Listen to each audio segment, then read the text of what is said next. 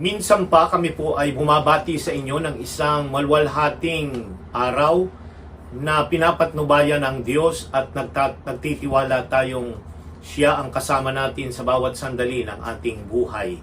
Ang programang itong sulyap sa katotohanan ay tunay na naninindigan na ang matatag na pamilya ay pundasyon, ay Biblia. Kaya nga po, inaanyayahan namin kayong muli na samahan kami sa isang matiwasay, mapayapa at mapagpakumbabang pag-aaral ng salita ng Diyos, pagbabalik tanaw sa paaralang pansabadong leksyon sa ikatlong linggo na ating pinag-uusapan ang aklat ng Marcos. Bago po tayo tuluyang pumalaot sa ating pagtalakay, kayo po ay aming inaanyayahan na samahan kami sa isang panalangin. Makapangyarihang Diyos na nasa langit, isa pong karapatan para sa aming muli ang basahin, pagbulay-bulayan at aming itunghayan ang inyong mga salita, lalong-lalo na sa aklat ng Ebanghelyo ng Marcos. Patnubayan po ninyo kami ng inyong banal na Espiritu upang huwag kaming magkamali sa aming pagpapahayag, lalong-lalo na sa pagkaunawa ng mga katotohanang kinakailangan namin sa aming pang-araw-araw na spiritual na kabuhayan. Patnubayan kami ng inyong diwang banal at nawa maranasan namin ang patuloy na patnubay at pagkasi ng inyong banal na Espiritu sa oras na ito sa pangalan ng Panginoong Hesus. Amen. Isang napakagandang pagkakataong muli na tayo ay tumalakay at ating pag-aralan at pagbalikan ang inyong mga binasa at pinag-aralan sa gabi-gabing pag-worship sa inyong mga tahanan, sapagkat ito'y nagpapalakas, nagbubuklod na tayo'y magkakasama bilang pamilya na sumasamba at naglilingkod sa Panginoon. Makakarinig po tayo ng isang tanging bilang na magkukondisyon ng ating kaisipan at magtutuon ito ng tunay na patnubay at gabay ng Diyos sa pamamagitan ng musikang ating mapapakinggan.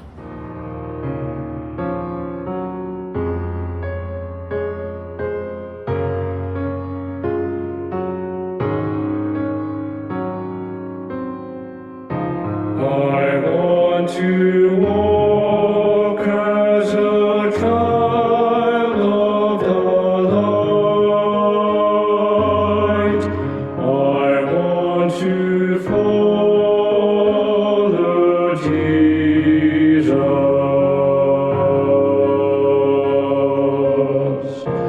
God set the stars to give light to the world, the star of my life is Jesus.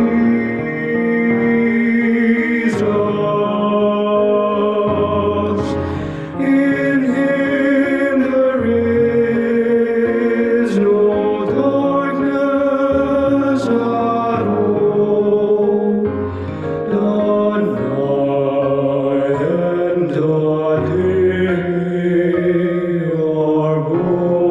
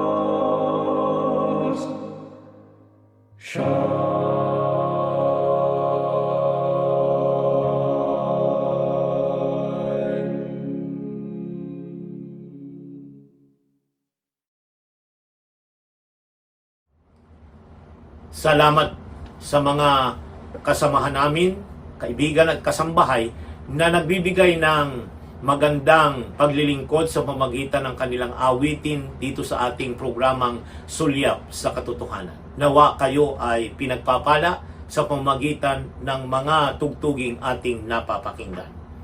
Ang ating leksyon ngayong linggo ay nakafocus sa ilang bahagi ng banal na kasulatan na dapat aking muling ipapaalaala ay dapat basahin, pagbulay-bulayan at ating namnamin kung ano ang tunay na kahulugan at kaugnayan ng mga talatang ito sa ating mga pag-aaral. Ang ating pong focus sa banal na kasulatan ay ang tala ng Marcos Kapitulo 2, 1 hanggang Kapitulo 3, talatang 6.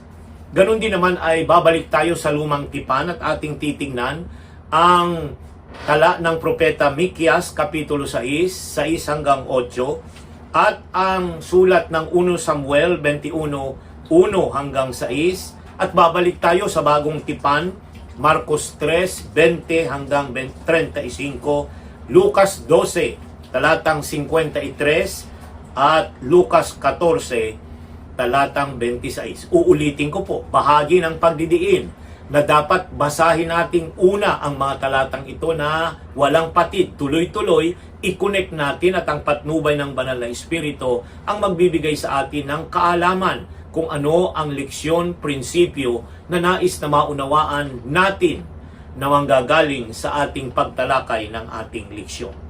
Ang ating pong susing talata na ating laging ipinopokus sa pasimula ng ating pag-aaral ay masusumpungan sa Marcos Kapitulo 2. Ang talata ay 27 at 28. Ganito po ang sinasabi.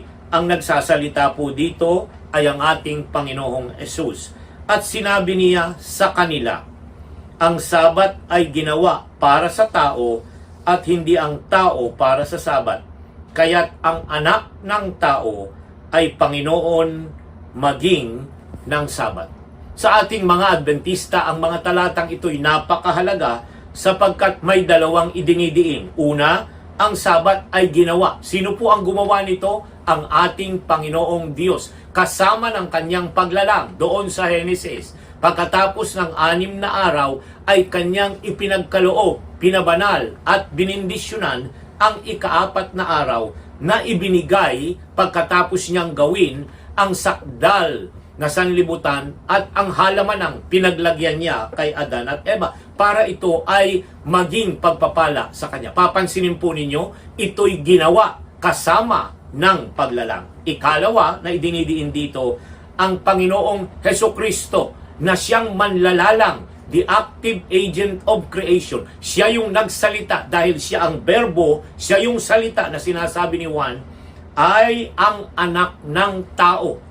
Yan, tama po, anak ng tao. Ito yung title ng ating Panginoon na nakikiconnect siya bilang kabahagi ng pagkatao ng kanyang mga nilalang at siya ang Panginoon ng Sabat. Ano yung Panginoon? Siya po yung manlalalang dahil siya ang Panginoon. Siya rin ang ating tagapagligtas kasi dalawa ang idinidiin ng Sabat. Kung titingnan po ninyo sa kautusan sa Exodus, siya ang manlalalang. Sa Deuteronomio, siya ang nagliligtas, nagdi-deliver at redemption. Siya yung nag-aalis sa atin mula sa pagiging alipin ng kasalanan kagaya ng mga Israelitas na naalipin doon sa Ehipto. Kaya mahalaga ang mga talatang ito na dapat nating pansinin. Ididiin ko, ito'y ginawa ang Sabat para sa atin. Now, pansinin ninyo, ang talata pong ito ay nasa konteksto ng tinatawag nating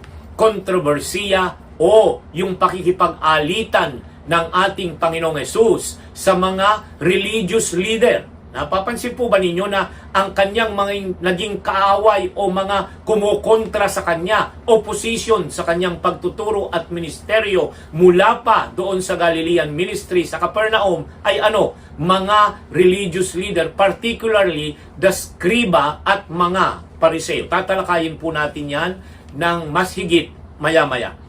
Subalit bahagi ng ating pag-aaral ay ang pagbabalik tanaw, review para sa ating mga napag-aralan nung nakaraang ikalawang Sabat ng trimestring ito.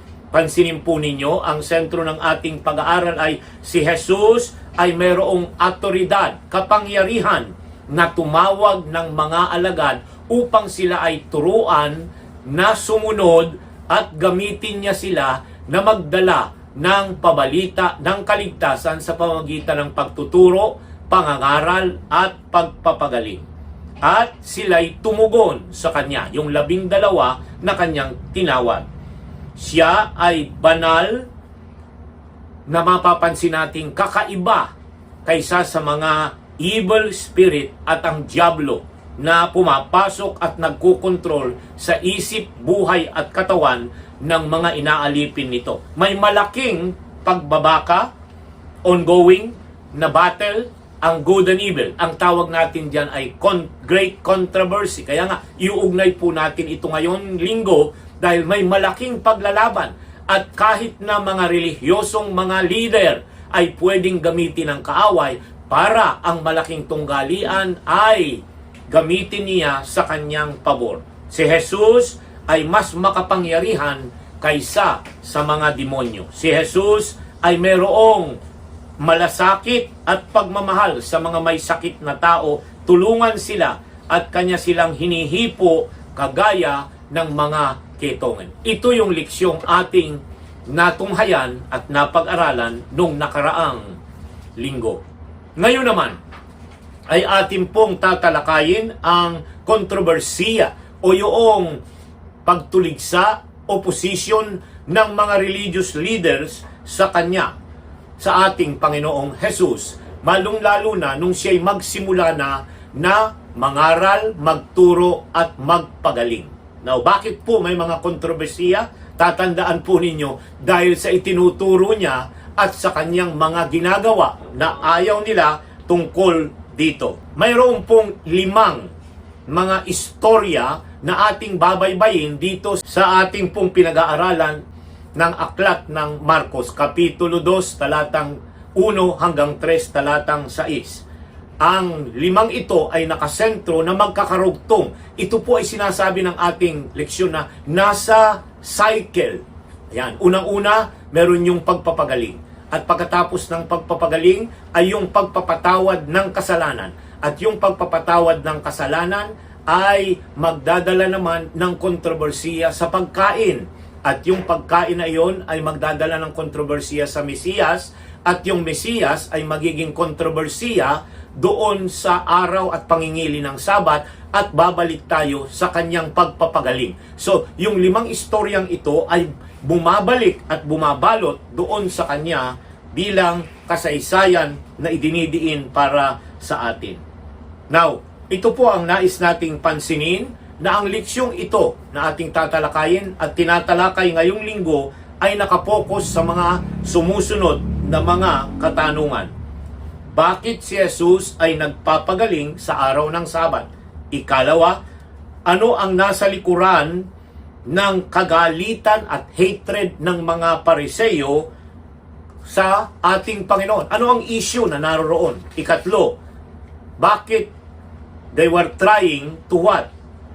To protect. What were they trying to protect? Ano ang kanilang pinoprotektahan itong mga Pariseo ng kanilang tuligsain ang ating Panginoong Hesus? At ano ang unpardonable sin? At why did Jesus mention it when He did? Bakit ito binanggit ng ating Panginoong Hesus? Ngayon ay ating babaybaying isa-isa. Unang-una, ang pagpapagaling ng taong paralitiko. Sa Marcos 2, 1 hanggang 12, ay napansin natin ang ating Panginoong Hesus ay nasa isang tahanan nagtuturo. At doon ay dinala ng 4 na magkakaibigan ang kanilang kaibigang paralitiko. Hindi siya makalakad. Mahina ang kanyang mga binti o marahil ang kanyang mga bisig. At doon, gumawa sila ng paraan para sila'y makapasok sa tahanan dahil punong-puno ng tao ang kanilang tarangkahan. Kaya nga, kanilang idinaan doon sa bubong, binuksan ang kanyang bubungan at ibinaba ang taong may sakit sa isang maliit na kahoy na kanyang hinihigaan at doon nakapasok ang may sakit na ito. Napansin ninyo na ang kagustuhan ng taong ito'y siya'y gumaling. Subalit nang magsalita ang ating Panginoong Hesus, hindi niya naging issue yung pagpapagaling, kundi ang sabi niya ay ang iyong mga kasalanan ay napatawad. Sa mga taong naroroon, lalong-lalo na ang iskriba at mga pariseyo, ay merong malaking katanungan sa kanilang kaisipan. Ang Diyos lamang ang pwedeng magpatawad. Bakit ang taong ito ay nagsasabi na pinatawad ang kanyang kasalanan? Isang kapusungan, blasphemy para sa kanila dahil Diyos lamang ang pwedeng magpatawad. Anong tinuturo para sa atin ito? Ang ating Panginoong Hesus ay may likas na Diyos na pwedeng magpatawad ng ating mga kasalanan. Hindi niya inalintana ang sasabihin ng mga Pariseyo at ng mga iskriba. Magalit man siya sapagkat siya ay may likas na Diyos at karapatan niya sa kanyang pagiging nagkatawang tao na patawarin ang kasalanan dahil ang kasalanan ang susi ng mga karamdaman at ng mga suliranin ng mga tao. So papansinin po ninyo, ito'y isang tagpo na nagkaroon ng kontrobersiya unang-una sa kaisipan ng mga tao, yung pagpapatawad niya sa kanilang mga kasalanan. Sa Mikyas Kapitulo 6, Micah Kapitulo 6, pansinin po ninyo ang sinasabi dito ng propeta para sa atin. Kapitulo 6, talatang 6 at 8, na nagpapaliwanag ng namamagitan sa mga religious leaders at sa ating Panginoong Hesus. Ang sabi dito, chapter 6, 6 to 8, ating pong babasahin. Ano ang aking ilalapit sa harapan ng Panginoon at iyuyukod sa harap ng Diyos na kataas-taasan? Lalapit ba ako na sa harapan niya na may mga handog na sinusunog na may gaya ng isang taon ang gulang? Nalulugod ba ang Panginoon sa mga libu-libong tupa o sa mga 10,000 ng langis? Ibibigay ko ba ang aking panganay dahil sa aking pagsuway? Ang bunga ng aking katawan dahil sa kasalanan ng aking kaluluwa?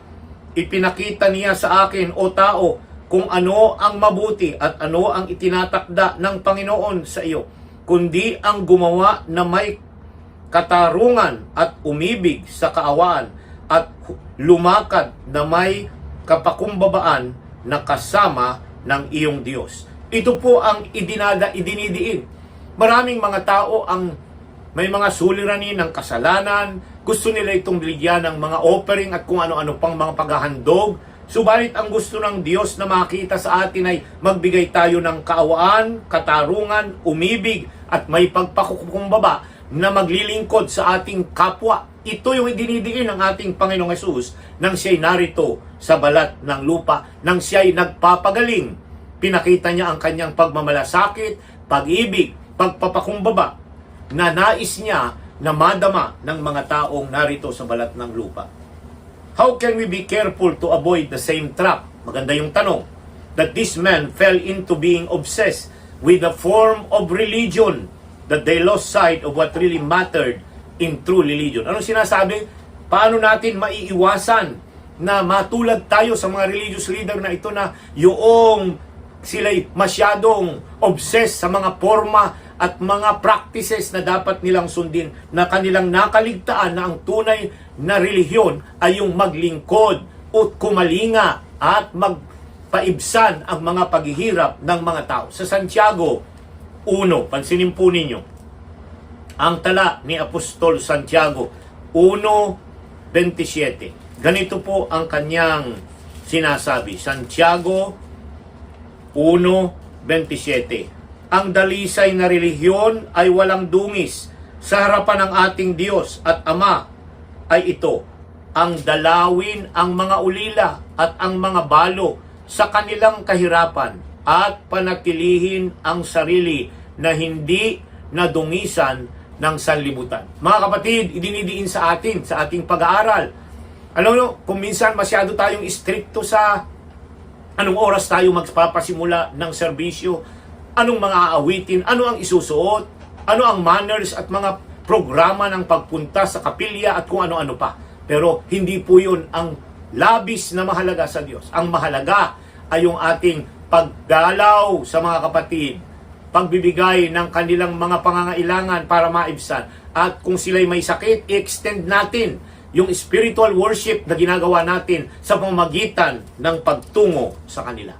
Ang ikalawang tagpo na ating makikita sa ating pag-aaral ay yung pagtawag bilang alagad, disciple kay Mateo o si Levi, at ang question ng fasting. Now, sino po ba si Levi na anak ni Alphaeus? And why would there be an objection? Bakit siya tinatawag ni Jesus? Bakit yung iba ay nagque-question dito? Pansinin po natin na sa Marcos Kapitulo 2, 13 hanggang 21, siya po ay isang tax collector. Anong ibig sabihin? Siya yung ginagamit ng mga Romano para i-extract ang mas mataas na pagkuha ng mga buwis at pagpapahirap sa mga buhay at kabuhayan at sambahayan at ari-arian ng mga Israelitas ng payong. Kaya nga sila'y kinamumuhian, kinasusuklaman ang mga taong ito. Subalit tinawag siya ng ating Panginoong Jesus. Isang komentaryo ng mga Hudyo ang nagsasabi sa Misna na ang tax collector pag pumasok sa iyong bahay, anong sabi? It becomes unclean. Nagiging madumi ang isang tahanan, madumi spiritually ang iyong tahanan sapagkat sila'y mga makasalanan. Anong sinasabi sa atin? Ang Diyos ay tumawag hindi lamang sila Pedro at Simon, Andres at Juan, kundi tumawag siya ng mga taong makasalanan. Ayan. Kagaya nitong tax collector. Hindi po namimili ang Diyos ng kanyang tatawagin. Napakagandang prinsipyo. Tatawag siya ng kanyang gagamiting daluyan ng pagpapala kapag tayo'y nagpasakop sa kanya na siya ang ating susundin at i-give up natin, kagaya ng una nating tinalakay dito, ang ilang mga bagay na ating mga tinatangkilik para sumunod at gamitin ng ating Panginoong Jesus. Sa Marcos 2:18 hanggang 22 ay naririto po yung kontrobersiya na ating mapapansin na central dito, at yun ay ang pagbibigay ni Levi ni Mateo ng isang piging para sa ating Panginoong Hesus. At sinabi ng mga Pariseo ay sino ito na nakikikain sa mga makasalanan? Sa tingin nila doon, yung mga tax collector ay mga makasalanan. Bakit hindi siya nagpapasting na kagaya namin at kagaya ng mga alagad ni Juan Bautista? Ano ang tugon ng ating Panginoong Hesus? Samantalang ang bridegroom ay kasama ba ninyo? May kasalang nangyayari? Tayo'y magpapasting? Samantalang siya'y kasama natin. Ang sabi niya, huwag tayong mag-fast. Tayo'y mag-rejoice na tayo'y nakasama niya. Jesus continues the two illustration contrast sa magitan ng kanyang pagtuturo. At ano yon? Yung mga lumang damit, bagong mga alak na skin. Anong interesting na bagay na nais ditong idiin ng ating Panginoong Jesus? Basahin po natin ang ilang bahagi. Sa talatang Marcos 2, pansinin natin. Talatang 2 ng Marcos. Ganito po ang sinasabi. Ang talata ay ang huling mga talata na ating mapapansin. Ngunit darating ang mga araw na kukunin sa kanila ang lalaking ikakasal, at kung magkagayoy, mag-aayuno sila sa araw na iyon. Walang nagtatagpi ng matibay na tela sa damit na luma. Kapag gayon, babatakin ng itinagpi ang bago mula sa luma at lalong malaki ang punit. Walang naglalagay ng bagong alak sa mga lumang sisidlang balat. Kapag gayoy, papuputukin ng alak ang mga balat na matatapon ang alak na masisira ang mga sisidlang balat. Sa halip, ang bagong alak ay inilalagay sa mga bagong sisidlang balat. Ito ang katugunan ng ating Panginoon doon sa ikaapat na istorya. Ngayon ay pupunta tayo doon sa siya ang Panginoon ng Sabat. Sa Marcos 2, 23 at 24, pansinin po ninyo ang mga talata. Ng isang Sabat, nagdaraan siya sa bukiri ng trigo, at samantalang sila'y nagdaraan, ang kanyang mga alagad ay nagsimulang pumitas ng mga uhay.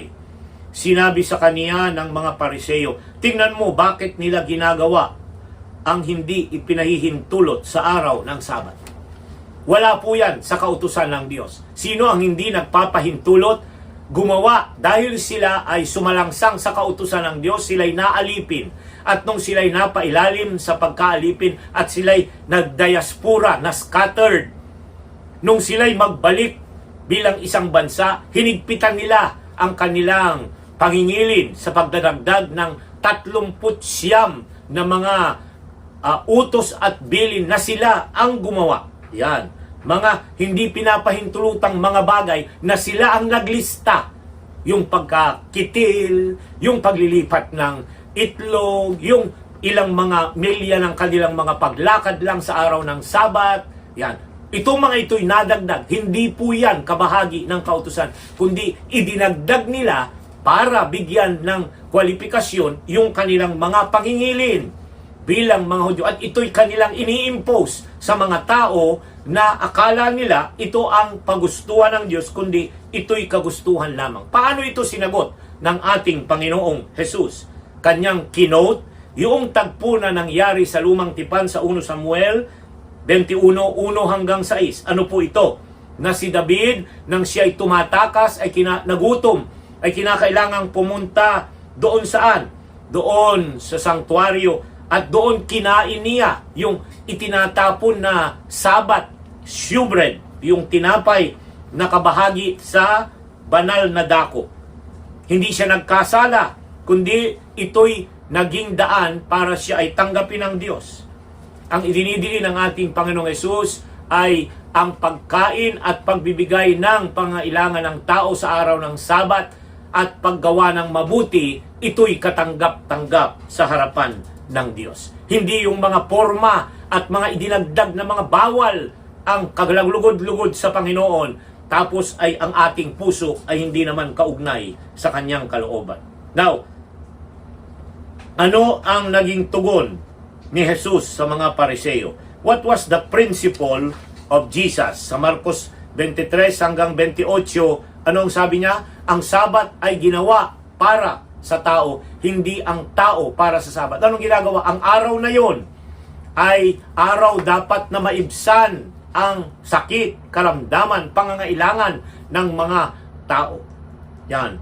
Kung babasahin ninyo ay ang mga taong ito'y sabi nila, nagkasala ang iyong mga alagad at ikaw sa pangingili ng Sabat. Pero kung babasahin po ninyo ang mga tala, sila'y nagsimulang gumawa ng haka para patayin ang ating Panginoong Hesus. Sa araw ng Sabat, sila'y nagplano, mas masama ang kanilang mga kaisipan. Dahil sa kaisipan, nagsisimula ang ating mga pagkakasala. Sa Marcos 3:1-6, ay paano i-demonstrate na ng ating Panginoong Hesus ang paggawa ng mabuti sa araw ng Sabat. Ating pong baybayin ang Marcos 3:1 hanggang tinatawag ditong 6. Muli siyang pumasok sa sinagoga at doon may isang lalaking paralisado ang isang kamay. Kanilang minaatyagan si Jesus. Sino ito? Yung mga Pariseo at Skriba. Kung kanyang pagagalingin ang lalaki sa araw ng Sabat upang siya'y maparatangan nila. Pansinin po ninyo, ang kanilang mga motibo haka sa araw ng Sabat ay hindi para makarinig ng mabuting aral, hindi pagmasdalat ang pagtulong niya sa mga tao, kundi upang siya'y hatulan at hulihin at paratangan. Sinabi niya sa lalaking paralisado ang kamay, lumapit ka, at sinabi niya sa kanila, ipanahihintulot ba na gumawa ng mabuti sa araw ng Sabat o ang gumawa ng masama? Magligtas ng buhay o pumuksa nito? Ngunit sila'y tahimik. Sila'y tinignan niya na may galit. Nalulungkot siya sa katigasan ng kanilang puso at sinabi niya sa lalaki, iunat mo ang iyong kamay.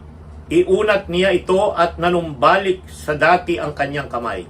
Lumabas ang mga Pariseo na agad at nakipagsanggunian sa mga Herodian laban sa kanya kung paano siya mapupuksa nila. Dito po pa lang sa introduction, chapter 3 pa lang tayo ay pinaplano na nilang patayin at bigyan ng wakas ang paglilingkod at ministeryo. Pansinin po ninyo, ang controversy ay maglilid. Pagdating sa chapter 11-12, magkakaroon ulit ng controversy na magdadala sa ating Panginoong Hesus sa Kalbaryo. Ito ang gusto ng kaaway. Hindi po yung maging pagpapala ang Kristo sa mga tao. Marami ngayon ang nagsasabing, yan, tingnan ninyo, sinira niya ang Sabado. Ang Sabado'y hindi para sa tao at kung ano-ano pang para sa Hudyo lamang. Mali pong mga pagrarason.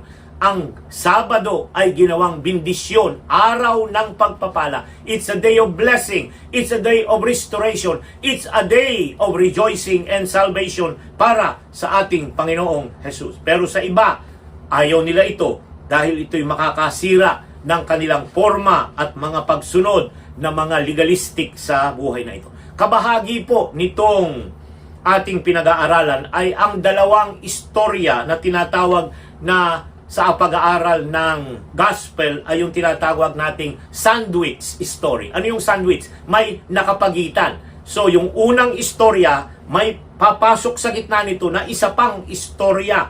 Kaya sa Marcos 3:20 hanggang 35, ano ang koneksyon nito, nitong dalawang istoryang ito na sa sandwich story, tinatawag natin. Ano itong mga istoryang ito? Merong istorya mula 3:21. Basahin po natin. Ayan, ganito po ang sinasabi. Nang mabalitaang iyon ng kanyang sambahayan, lumabas sila upang siya'y pigilan sapagkat sinasabi ng mga tao, wala siya sa sarili niya. Pansinin po ninyo, ang unang bahagi ng istorya ay parang masakit para sa akin kung ako ang nasa lugar na yon. Ang sabihan ka ng iyong pamilya na dapat sinusuportahan ka na ikaw ay wala sa iyong tamang pag-iisip. Ang kanyang pamilya ay walang tiwala sa kanya, sa ating Panginoon, na siya'y tawaging merong kakulangan ang kanyang pag-iisip. Sa Marcos 3:22 ay sinabi ng mga Esriba na bumaba mula sa Jerusalem, nasa kanya si Beelzebub sa pamamagitan ng pinuno ng mga demonyo na nagpalaya siya ng mga demonyo. Ang ikalawa, yung second sandwich ay siya ino-oppose ng kanyang mga kapamilya. Ang ikalawa, ang opposition ng mga religious leader at tawagin siya na meron siyang kapangyarihan ni Beelzebub, ang prinsipe ng mga demonyo. Another name for Satan. Masakit po ito para sa ating Panginoon. It does not make sense that Satan would work against himself. Paano siya magpapalabas ng mga demonyo kung siya ang prinsipe ng mga demonyo o may kapangyarihan siya ng mga demonyo? Ito yung question niya. Ika-cast out niya, palalabasin niya, at pagiging normal ang tao na sinasaniban ng masamang espiritu, gagamitin niya ang kapangyarihan ng diablo. Hindi nila ito masagot. Sa Marcos 3:28 hanggang 30, ano ang unpardonable sin? Pansinin po natin. Kapitulo 3, ang talata ay 28 hanggang 30. 28 hanggang... Katotohanang sinasabi ko sa inyo, na patatawarin ang lahat mga kasalanan ng anak ng mga tao at anumang paglapastangan ng kanilang sabihin. Ngunit sino mang nagsalita ng lakalapastanganan laban sa Espiritu Santo ay walang kapatawarang magpakailanman, kundi nagkakasala ng isang kasalanang walang hanggan. Pansinin po ninyo, mga kapatid, ang kasalanang walang kapatawaran ay kasalanan una sa banal na Espiritu. Ang sabihan mo na ang ating Panginoong Hesus o ang banal na Espiritu ay ginagamit ng diablo para magpalabas, ito po'y hindi mabuti. Ating tinatalakay dito na ang paulit-ulit nating pagkakasala at hindi pakikinig sa whisper at bulong na pagsisisi ng banal na Espiritu ay magdadala sa atin ng kasalanang nakamamatay. Now, pansinin natin na ang mga talang ating mga binasa dito ay nagbibigay sa atin ng tunay na kaisipan. What does Jesus' family want and how does He respond? Ano ang gusto ng sambayan ni Jesus dito sa tinatawag nating sandwich story? Ang gusto nila ay umayon siya. He redefined family. Ang ating Panginoong Jesus ay kanyang binago ang kanyang definisyon ng family. At ano yon? Ang sino mang gumagawa ng kalooban ng kanyang ama yun ang kanyang kapamilya. Kaibigan, may mga pamilya tayo na kung minsan hindi sumusunod sa Panginoon. Oo, kadugo natin sila. Pero sa pananampalataya, sila po na mga sumusunod, mga kapatid na nagtatapat at sumusunod sa aral ng banal na kasulatan, ang tunay nating mga kapatid na lalaki at mga babae. At ang ating Ama ay ang Diyos Ama at si Jesus ang ating matandang kapatid. Ang dalawang istoryang ito sa Marcos na tinatawag nating sandwich story ay naglalaman ng irony o yung contrast. Anong sinasabi nito? Si Jesus, ang tahanan ay divided. Yung kanyang tahanan ay divided. Kung sila'y maniniwala sa Panginoon o yung patuloy silang i-ignore at sasabihin siya'y wala sa kanyang sa kanyang sarili. Yun namang isa ay divided sa kanyang sarili, yung iba, yung mga tumutulig sa kanya na hindi nila kagaya ng iskriba at mga Pariseo na dapat iniaangat kung sino ang Mesiyas na ipinakikilala sa karamihan. Sa pagwawakas ngayong ating pag-aaral, ito po ang summary na nais kong idiin. Si Jesus ang Panginoon ng Sabat. Ipinakita niya ang kanyang otoridad sa kanyang pagtuturo at mga paggawa ng tama at mabuti, pagpapagaling at sa araw ng Sabat. Nakakatakot na patotoo ang katigasan ng mga ulo ng mga religious leader. Tayo po sa loob ng iglesia, kung minsan masyado tayong nagdidiin, nagiging legalistic, pansinin po natin, baka tayo mahulog sa ganitong trap ng ating mga puso ay matulad sa katigasan ng mga skriba at Pangiseo na yung kondisyon ng tao na dapat ay maging pagpapala tayo ay magiging condemnatory dahil sila ay gumagawa ng mga pagpapagaling o ng kagalingan sa kanilang mga buhay. Sila na nakakaalam ng mabuti ay pinili na na lumayo sa ating Panginoong Hesus kagaya ng iskriba at Pariseo. Ang mga leksyon para sa atin ay maniwala tayo na ang Sabat ay hindi po pabigat para sa atin. Ang Sabat ay araw na ipinagkaloob na kasama natin ang Diyos na nais niya na maibsan ang mga paghihirap ng mga tao, ma-restore sila sa kagalingan at manumbalik sa pagtitiwala na siya ang Diyos na nagliligtas at nagpapaalis ng lahat ng mga karumihan sa ating mga buhay. Sa oras na ito, makakarinig muli tayo ng isang tanging bilang na siyang magbibigay sa atin ng katiyakang ang Diyos ay kasama natin.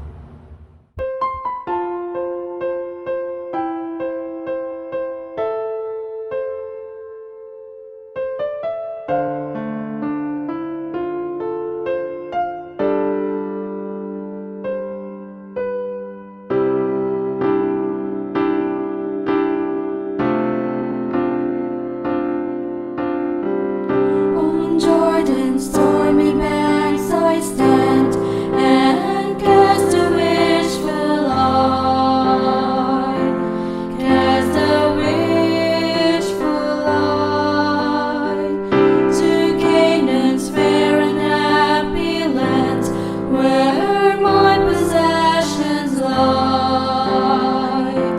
My possessions lie. I am bound for the promised land. I am bound for the promised land. Oh, who will come and go with me? I am bound for the promised land.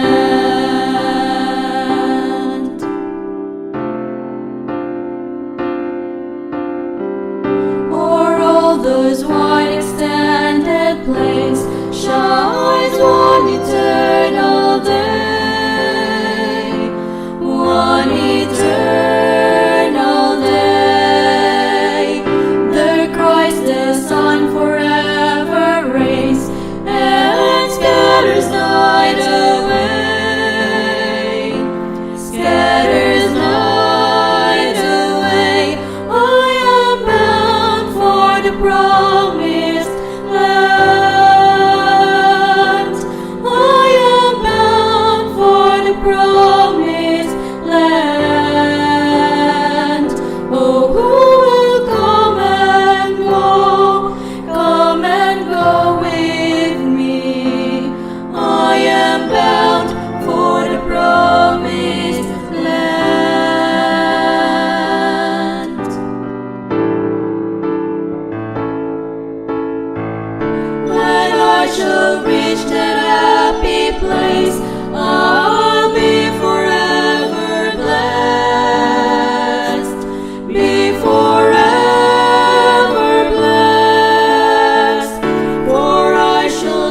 my Father's face, and in His kingdom rest.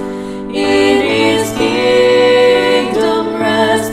I am bound for the promised land. I am bound for the promised land. Oh, who will come and go with me? I am bound for the promised land. I am bound for the promised land.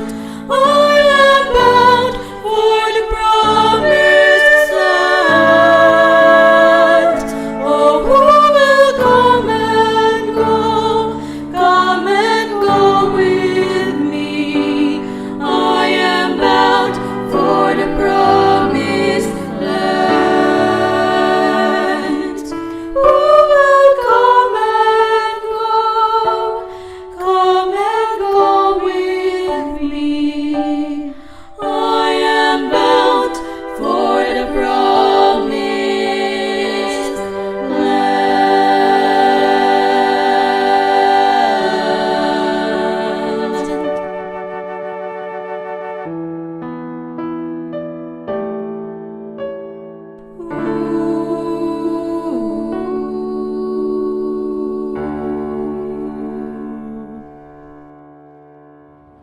Salamat sa awit na ating napakinggan.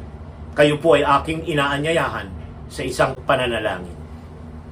Mapagpalang Diyos na nasa mga langit, pagkatapos na marinig namin ang isang napakagandang awit, ay ngayon kami po'y lalapit sa inyo upang inyo pong tatakan ang aming mga pag-aaral at ang mabubuting bagay na aming napulot mula dito sa talakayang ito ay siyang aming ilalagay sa aming mga kaisipan. Hindi para hatulan ng iba at idiin na ang Sabat ay pabigat, ang Sabat ay para sa Hudyo lamang, kundi ang Sabat ay binigay sa tao. Ginawa ito kabahagi ng kanyang paglalang nang wala pa ang kasalanan upang maging pagpapala para sa amin. Salamat po na ang Kristo'y nagbigay ng halimbawa, nagpagaling, nagpaalis ng mga may demonyo at binuklod ang kanyang sambahayan at nilinaw na siya ay walang masamang kaisipan, kundi ang kaisipan niya ay para sa ikabubuti ng bawat isa. Salamat po na inyo kaming pagpapalaing sama-sama sa aming pag-aaral at sa pagwawakas ng talakayang ito sa pangalan ni Jesus. Amen. Tunay po na ang Diyos ay kasama natin sa ating talakayan. Balikan po ninyong muli ang mga talatang ating binasa, pinag-aralan at bulay-bulay.